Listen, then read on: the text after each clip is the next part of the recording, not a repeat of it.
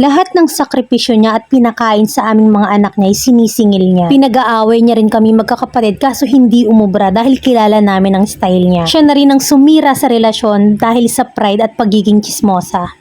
I cut off my mother from my life. Yes, I blocked her from my contacts and social media accounts. Mula bata pa kami, meron na siyang controlling at narcissist behavior. Kapag nag-aaway sila ng father ko, ginagawa niya kaming panangga para huwag siyang iwan. Or di kaya magpapatay raw. Hanggang sa lumaki na kami ay ganun pa rin. Walang pinipili ang mother kong lugar kahit maraming tao, aawayin pa rin niya yung father ko. Verbal abuse ang naranasan ng father namin sa kanya. Kahit na lumipas ang taon ay ganun pa rin. Nakapagtapos na kami ng pag-aaral at doon ay lumala ang pagiging matapobre niya. Lahat ng naging karelasyon namin magkakapatid ayaw niya dahil wala daw kaya or di kaya hindi nakapag-aral. Naalala ko na meron akong ex-boyfriend. Ayaw na ayaw niya dahil walang natapos at mahirap. Samantalang hindi naman kami mayaman, mahirap din kami sa mahirap. Kinuha niya yung mga binigay ng ex-boyfriend ko at binasura tsaka minessage yung kaibigan kong lalaki na kung ano-ano ang pinagsasabi na thinking na siya yung ex-boyfriend ko. Sobra niya kaming isumpang mga anak niya. Nung nag-asawa at nag-anak ako, they convinced me na mag-aral ng ibang kurso at nagpresintang sila na lang ng father ko ang mag-aalaga sa anak ko. Pinaka-worst move ever na ginawa ko na umuo ako sa kanila. Iniwan ko ang anak ko sa kanila at nagtrabaho kami mag-asawa para matustusan ang pag-aaral ko. At sa pangangailangan ni baby, pati na rin ang groceries nila. Nung nanganak kasi ako, nagkaroon kami ng misunderstanding sa mga in-laws ko. Kaya for almost 2 years ay ayaw ipakita ng mother ko si baby sa kanila. Hanggang sa nakita ko kung gaano kahirap sa asawa ko. At sa kasabikan kong maayos ang pamilya ko, kaya nag-decide akong ipakilala din sa parents niya. Dahil deserve rin naman nilang makita ang bata dahil apo nila at walang kasalanan ng bata sa misunderstanding namin. Nagalit ng sobra ang nanay ko nang malaman niya. Sobrang pamamahiya at mga salitang hindi makain ng aso ang narinig ko sa kanya. Sa mga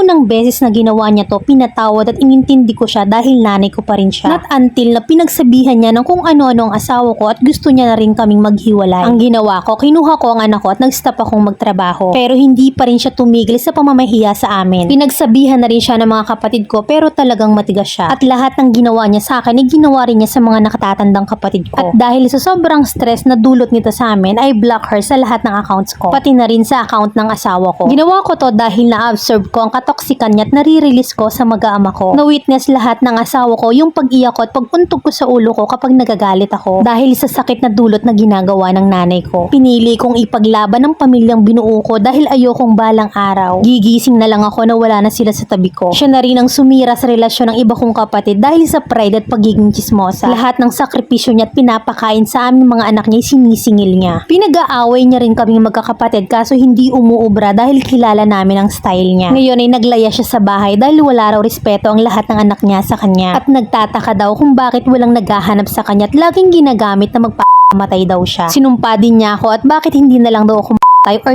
tay na lang. Ang nasa isip niya kasi ay siya ang nanay namin kaya siya ang masusunod. And at the end of the day ay mother pa rin daw namin siya. Yan ang ginagamit niyang rason sa mga ginagawa niya. Masakit para sa akin pero mahal ko ang anak ko at ang asawa ko. Ayaw kong lumaki siya at maranasan ang nararanasan ko sa sarili kong ina. Every night pinagpipray ko na sana magbago na siya dahil kahit papaano ay nanay ko pa rin siya. Hindi ko alam kung tama ba yung ginawa ko pero sa ngayon ay masaya ako na pinapalaki ko ang anak ko. Letter sender, Mira.